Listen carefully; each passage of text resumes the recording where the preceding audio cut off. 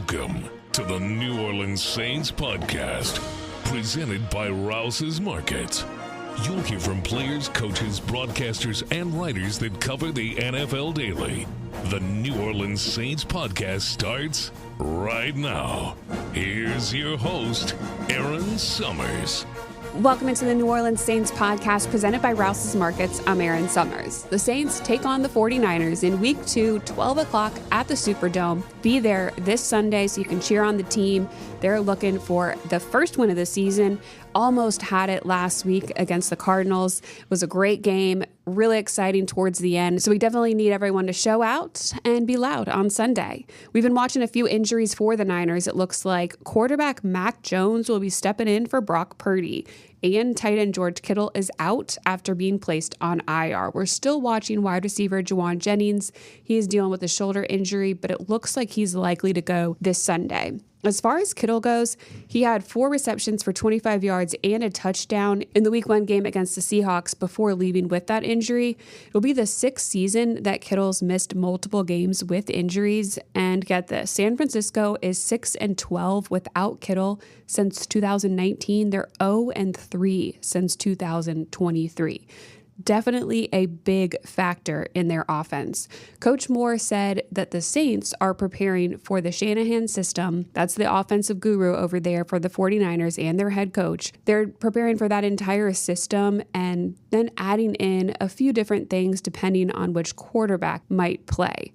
Purdy, again, dealing with a toe and shoulder injury. It's the toe injury that seems like it's the one that will likely hold him out. It's similar to a turf toe injury. And if it's not him, again, it will be their backup, Mac Jones. As for the Saints, right tackle Taliese Fuaga returned to practice Thursday. Still limited with his knee injury, Trevor Penning, Chase Young, and Julian Blackmon remain out. The official list of inactives who's in and out of the game will come out about an hour and a half before kick on Sunday. So make sure you stay tuned to NewOrleansSaints.com. And of course, you tune in to our pregame show at NewOrleansSaints.com or across any of our social channels, 11 o'clock, an hour before kickoff. For today's podcast, we're getting a preview of the Niners from ESPN NFL Nation reporter Nick Wagoner. He covers San Francisco, so he has the inside scoop.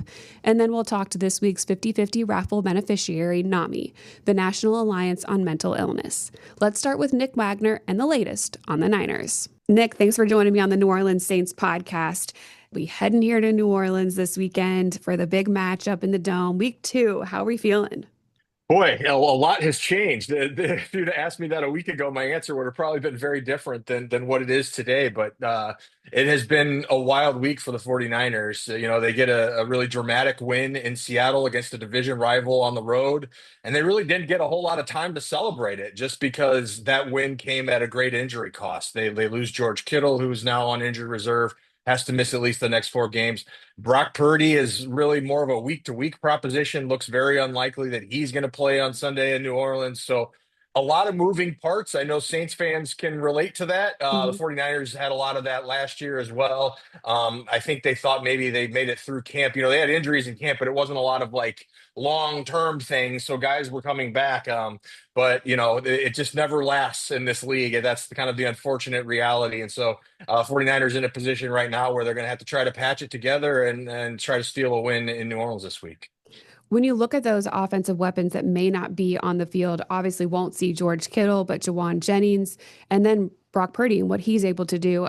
Talking to the players here, they've even noted his ability to use his legs is a little different than Mac Jones. So how does that change what San Francisco is able to do? I think, Aaron, that's the biggest difference between the two of those quarterbacks is they are both kind of more distributor type quarterbacks, right? They want to get the ball out quick and on time to their playmakers, let their playmakers get yards after the catch, all that kind of thing. But Brock Purdy does have that ability to, not necessarily that he's a running threat or a true dual threat quarterback, but extend plays, right? Like he can get away from pressure, roll out, keep his eyes downfield, and then maybe make a throw. I mean, the game-winning touchdown pass in Seattle the other day was a good example of that, where he kind of broke contain. And the play he got hurt on was scrambling toward the sideline. He got tackled and got a toe injury out of the deal that is similar to turf toe. So with Mac Jones, you're going to get a guy who's a little bit more of a stationary target.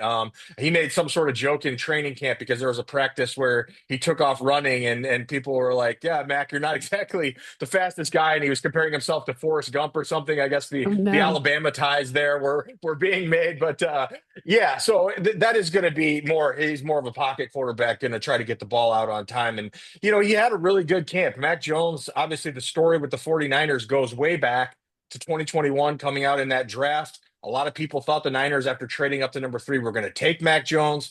They ended up taking Trey Lance. He goes to New England, had a pretty good rookie year, and then has struggled since then. So it's really kind of him trying to rediscover himself here in San Francisco with Kyle Shanahan, similar to what Sam Darnold was able to do a couple of years ago. But this is going to be his first opportunity to kind of do that here. And I think Nick Bosa made a really good point talking to him on Wednesday and said, the good news, if there is such a thing in a situation like this, is that the injury happened early in the year where Mac Jones is coming off of getting all those reps in training camp. And it's not like he's just been on the scout team getting knocked around by the first team defense. So he's not that far removed from actually working within the confines of the offense. So if there's a little bit of a silver lining, perhaps that's one of them. But I think we're all kind of curious to see what Mac Jones is going to bring on Sunday.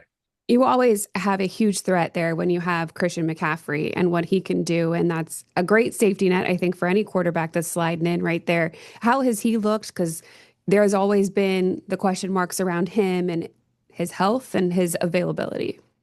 Yeah, there was a widespread panic, I would call it, here last week when he popped up on the injury report on Thursday of last week with the calf issue. And the thing with the calf issue with him, of course, is last year he missed most of camp with a calf issue, which later turned out to be Achilles tendonitis in both Achilles. And then he missed most of the season. He came back for 4 games or 3 games plus about a quarter before he had a knee injury, and that was it for his season.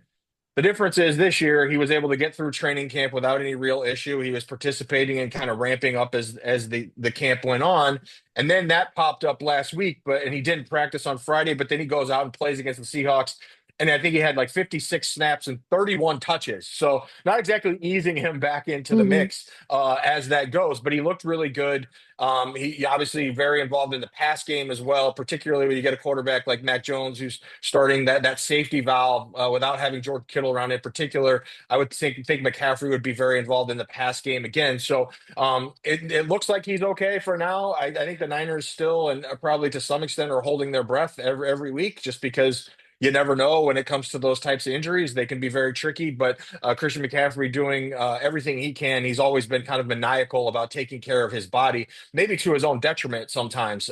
He's even talked about kind of having to pull the reins back and dial it back a little bit. So the hope is that he can push through, particularly as they sit here right now without Purdy, without Kittle. Juwan Jennings will have to kind of wait and see with his shoulder issues. So the Niners are missing, and that doesn't even account for Brandon Ayuk, who won't be back until around week 6 or 7 from his knee injury. So lots of moving parts with that offense right now, which is not great because they have a defense that has 8 new starters from week 1 last year to week 1 this year as well.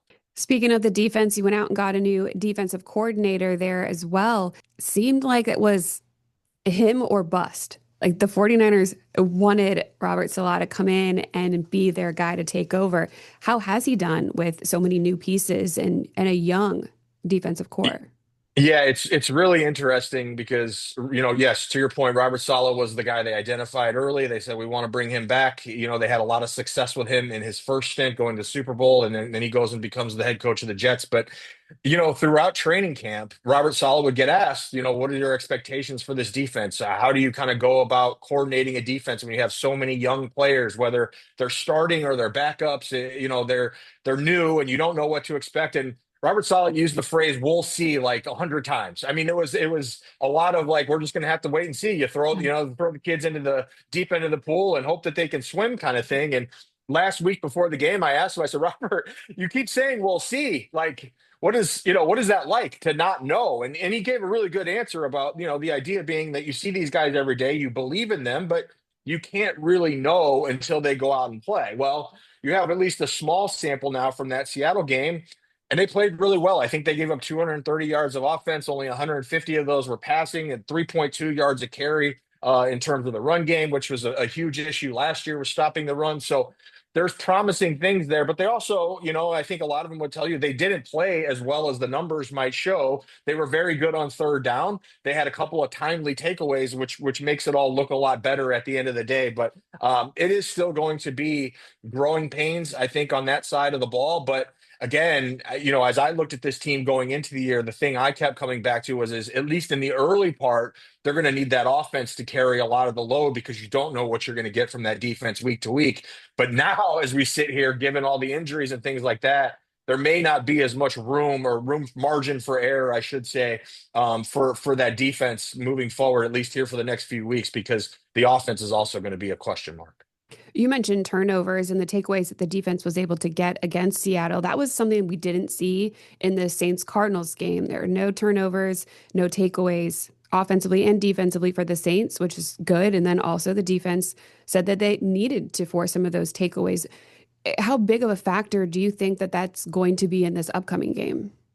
Yeah, I think it's a huge thing. And, the Niners toward the end of last year went into this like huge drought of not getting takeaways. And it became a big issue as the year went on because they couldn't stop the run. And one of the only ways that you could kind of, reverse the effects of that was to get takeaways. And they weren't able to do that. And that's kind of how their season spiraled out of control, obviously, on top of all the injury things. And so, yeah, the game, the takeaways the other day, it wasn't so much just that they got them, it was when they got them. Nick Bosa, after the Seahawks make a big play to get down into scoring range, I think they're around the 15-yard line, and looks like they're going in to score the game-winning touchdown. Nick Bosa drives Abe Lucas back into Sam Darnold's lap, knocks the ball loose, falls on it, recovers it. The Niners win the game. A little bit earlier than that, the Seahawks had a chance to, they were on the other side of midfield, had a chance to go down and extend it to a two-score game. Sam Okawanu forces a fumble. Marquise Siegel recovers it. And that's dead. And so, like, anytime Seattle had a chance to either overcome and take the lead or extend the lead, the Niners were able to get those takeaways. So I think anytime in the NFL, obviously takeaways are a huge deal. You know that. But when you get teams like this where maybe you don't know what you're going to get from week to week from injury standpoint or playing youth or a combination of the two, those are the things that certainly can tip the scales in one direction or the other. Let's talk about special teams, because I know that has been a hot topic there in San Fran, and it seems like the fan base got what they wanted when they released Jake Moody earlier this week. Struggled with the 2 missed field goals in week 1. Our kicker here, Blake Grupe, had been perfect throughout camp. He missed 1 field goal in the entire camp, preseason, everything. And it was because it started raining during one of the practices for like 5 minutes.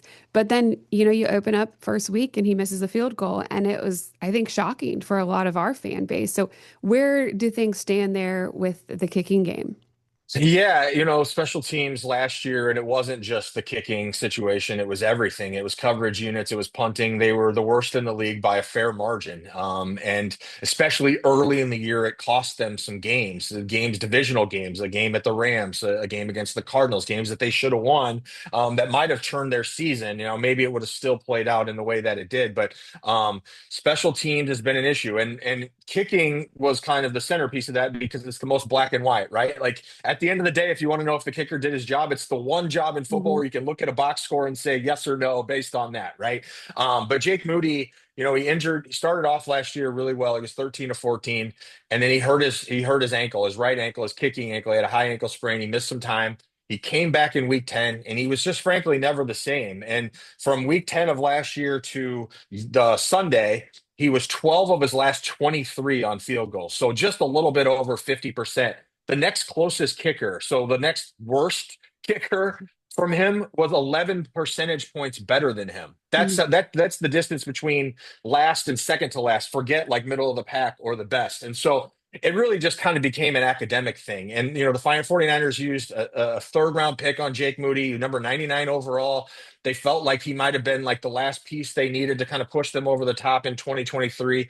It didn't happen. He had an extra point blocked in the Super Bowl, so you can go back to that as kind of maybe a turning point moment in his time here as well. But at the end of the day, it was just come down to a confidence issue. And Kyle Shanahan said it this week. Like we just feel like he needed a fresh start. That confidence wasn't there anymore. And it's hard to look your players in the eye and say we're doing everything we can to win when you're just going on hoping and wishing, right? Like hoping that Mhm. he's going to turn around and wishing that he's going to start making kicks. And when a guy is kicking and your first thought is, oh, is he going to miss this, instead of like, oh, he's going to make this, like Yeah. that's probably the tell that you need to make a move. So they switched Eddie Pinheiro, who's a veteran. He's been around for a long time. I think amongst kickers who have tried at least 100 field goals in their career, he's fourth all time in accuracy, like 88%, something like that.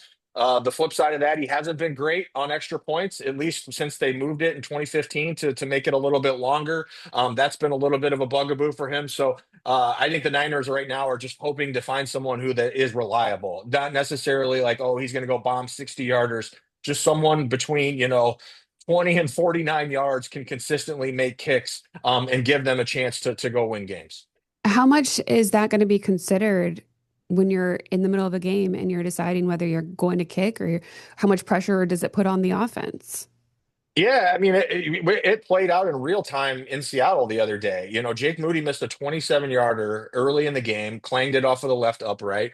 They later had a 36-yarder blocked, which wasn't Jake Moody's fault. It was a protection breakdown. But after that, they had a couple of fourth down situations that arguably they should have gone for anyway. Let's not revise history, but Kyle Shanahan didn't even look in the direction of Jake Moody. It was we're going for this, and we'll figure it out. Now he did make a short kick later on, but even at the end of that game, the game-winning touchdown pass that Brock Purdy threw came on. I think it was 3rd and 5 or something like that. If they don't get that, it would have been another 23-yard field goal or something like that, a short one, but you would have had to at least think about, like, Yeah. should we go for the win here? Because even if he makes this, we go to overtime, and then we're in a position where he may have to kick another one. You know what I mean? And so it could play out where you need two kicks from somebody that you don't necessarily trust at that point. So I think now Jason Pinnock, who is the 49ers starting safety, gave a great quote the other day, and he wasn't necessarily talking about kicking, but I applied it to that. And he said simply that trust is earned by the drop and lost by the bucket. And I think that, especially when you have a new kicker, the drop is every kick, right? Until you fill up a bucket and then you feel good about it. But if you miss one, especially a short one, that bucket empties out real quick. And I think Eddie Pinheiro has been around long enough. He knows, he said it when he talked to the media on Wednesday, I got to make kicks or I'm going to be out of a job. And it really is just that simple. When you look at the rest of the team, what they've been preparing for all week, the conversations that you've been able to have about the Saints, what is top of mind? Yeah, I think there's a lot of respect for especially some of the defensive stalwarts that have been around there for a long time, the Cam Jordans of the world, of course, who have been doing it at a high level for a long period of time. It's they know Brandon Staley very well. Brandon Mhm. Staley was in this building last year, so there's some familiarity with him. Obviously, that goes both ways. He has familiarity with the offense here, so I think there's a lot of respect that way.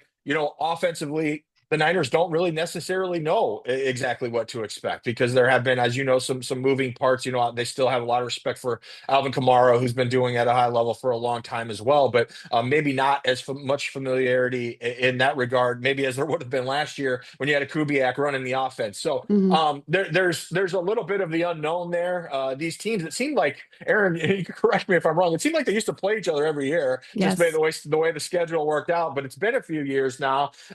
So I think they're looking forward to getting back there and taking their shot at winning. And if they can start 2-0 with both games on the road, and especially this week without your quarterback, I think they would feel pretty good about, hey, like if Brock's going to miss a couple 3 weeks, if they can somehow come out of this first four somewhere in that 3-1 range, I think they'll feel pretty good about where they're at. Yeah, we were supposed to have those joint practices against the 49ers last year Right. that got canceled because of the injuries and the training camp for the Niners. And then you play a preseason game, but that's not quite the same thing. You didn't really get a feel for what the team actually was going to be. And we didn't get to see the starters go up against each other. So, yeah, we're going to get it this weekend. What do you think that this game is going to come down to? Boy, I wish I had a good answer because I'm still like, I don't necessarily know what it's going to look like, God, you just can with, say, we'll with, see. We'll yeah, right. I know. To borrow a phrase from noted philosopher Robert Sala, we'll see. But no, I mean, I think you touched on it earlier, and a lot of times when you do have those unknowns, and I know it's so cliche, it does just come down to who takes care of the ball better, Mm, especially two quarterbacks who, are kind of still trying to find themselves and figure things out, whether it's Spencer Rattler or Mac Jones, like which one of them takes care of the ball, gets the ball in the hands of his playmakers, whether that's Kamara and Olave over there, or it's Pearsall and McCaffrey over here, whatever it is, and who is the unknown guy that steps up and makes yeah. plays? Because I think in a lot of ways both of these teams are kind of leaning into that and hoping that there is someone who emerges. Last week for the 49ers, it was Jake Condice, who had never caught an NFL pass in his life and caught three on the last drive, including the game-winning touchdown. And sometimes when you're in the situations that teams like this are in, where there's injuries or whatever it is, there's unknowns, new guys playing, it does come down to who is kind of that unknown hero that steps forward and delivers. And so I think it may be a little bit of that too this week. Whereas who is that unsung hero? Could be a blocked punt. Saints fans know all about that and unknown heroes. So there's things like that I think make it interesting, but also make it really hard to sit here and project what it's going to look like.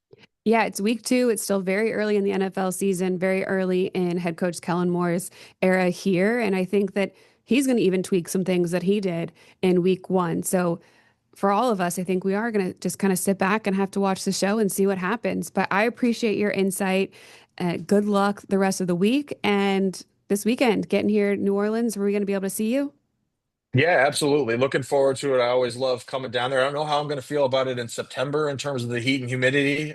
Maybe you can warn me about that a It's little bit, not but been too terrible. It's hot, okay. but not. Not too terrible isn't exactly isn't exactly putting a smile on my face, but I'll take it. I know. I remember when I was there last year for preseason, it was like kind of chilly, a little different. It hits 80 here now, and people are like, it is burning. We are, so I grew up in the Midwest, so I at least have, some recollection of what the heat and humidity is like, but I have definitely become a weather baby in my 10 years living out here. I don't have as much tolerance for anything outside of the 70s anymore. So but it's all Well, good. I always love coming down there. It's a great place to visit, and so I look forward to coming through and of course packing my parka for the press box. that So I was going to say, you can always count on the fact that the Superdome will be cold. So there is that.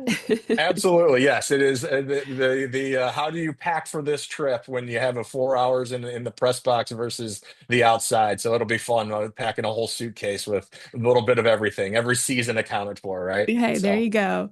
Well, I hope you enjoy the trip here and best of luck to both the teams this weekend, right? yeah, absolutely. Thank you. We'll see you on Sunday. Thank you. Appreciate the time from Nick. Now to another Nick, Nick Richard, the Executive Director of NAMI Southeast Louisiana. For this week's beneficiary, we welcome in NAMI, and this covers the entire state of Louisiana. It helps with mental health, and there is a lot that we're going to get into here as to why this 50-50 raffle is so important and what it is going to benefit. So the listeners, audio only, know who you are. Can you just say your name and introduce yourself? Sure. So I'm Nick Richard. I'm actually the Executive Director of NAMI in Southeast Louisiana. And NAMI stands for the National Alliance on Mental Illness. It's the nation's largest grassroots mental health organization. We actually serve all 50 states in the U.S., and of the affiliates that serve Louisiana, there's about 6 of us here in the state of Louisiana, and we serve all the various people throughout the state. When you heard about the opportunity to work with the Saints on this raffle and raise money, how excited were you guys about lining up with an NFL team to offer more awareness? Yeah, that's the biggest part, right? First off, lifelong Saints fan. I'm a season ticket holder. I've lived in Louisiana my whole life. Okay, I was here when we opened after Katrina. I was here when we went to the Super Bowl. So personally, obviously exciting because I come to all the games. But as a national organization and as an advocacy organization, one of the things we always tell people is the money's important. It is. The fundraising is very, very important. But the awareness is one of the things that we just can't quantify. So when we have a team like the Saints that are showing that mental health matters to the community, that's going to impact the people that we serve even greater. So very excited, obviously, when we had the opportunity to do this and to partner with the Saints. It's something that you're starting to hear more of from the athletes, and the importance of speaking your truth and telling what you're going through and how it can benefit other people. I mean, you mentioned the Saints, but just the greater NFL and how they've been maybe more open to the conversations.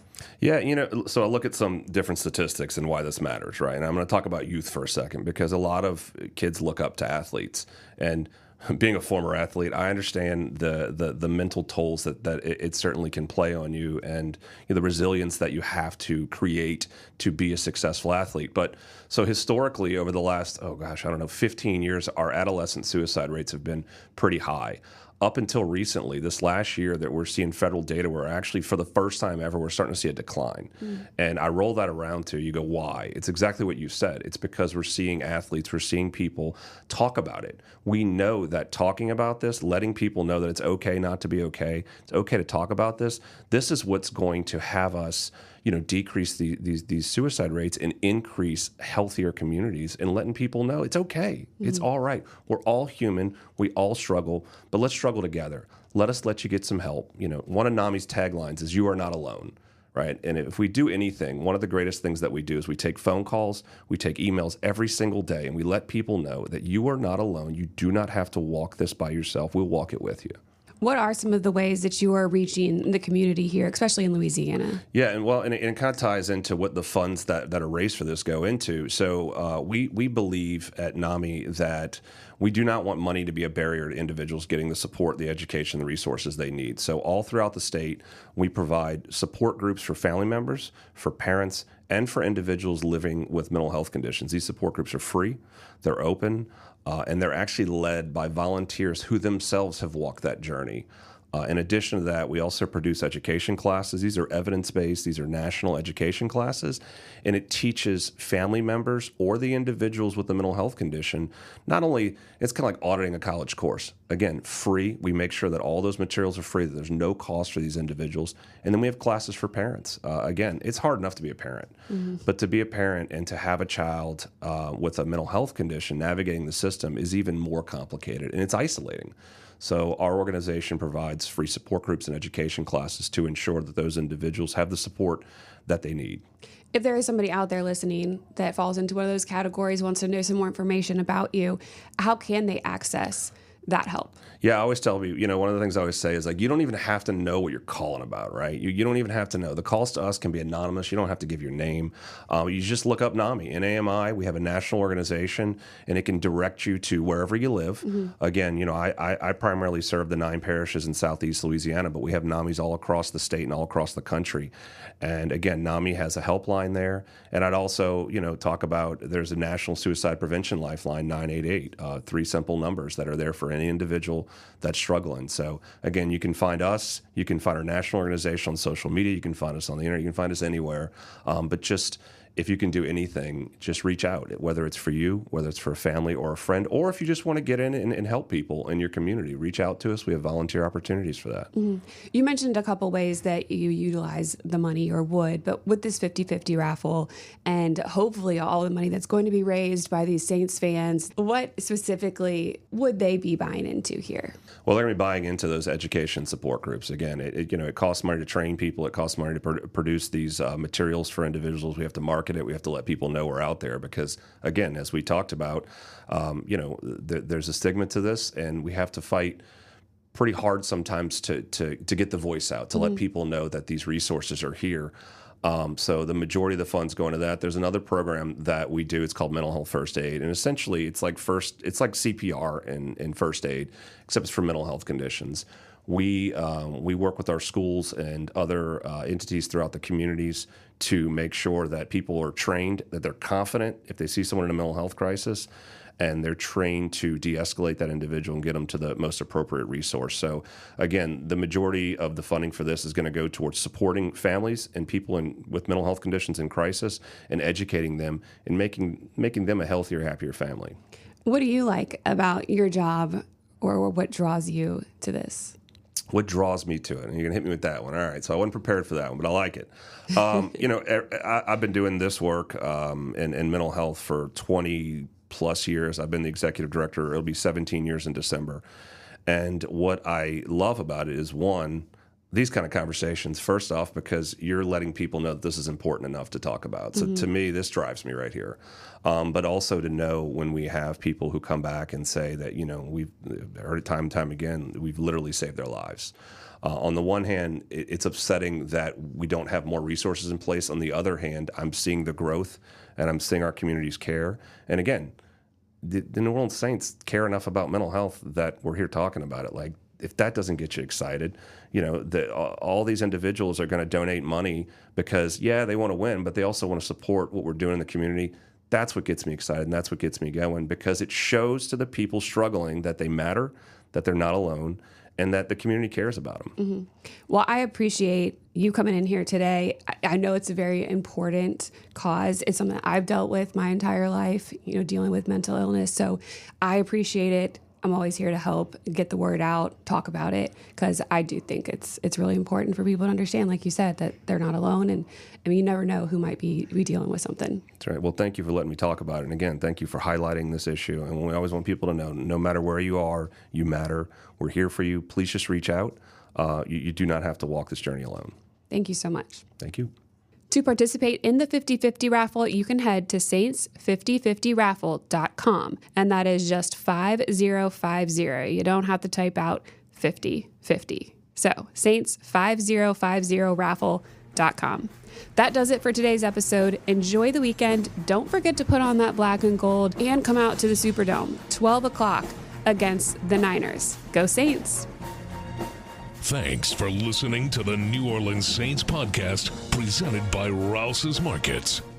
Join us 3 times per week on NewOrleansSaints.com, the Saints mobile app, or you can download the podcast on iTunes.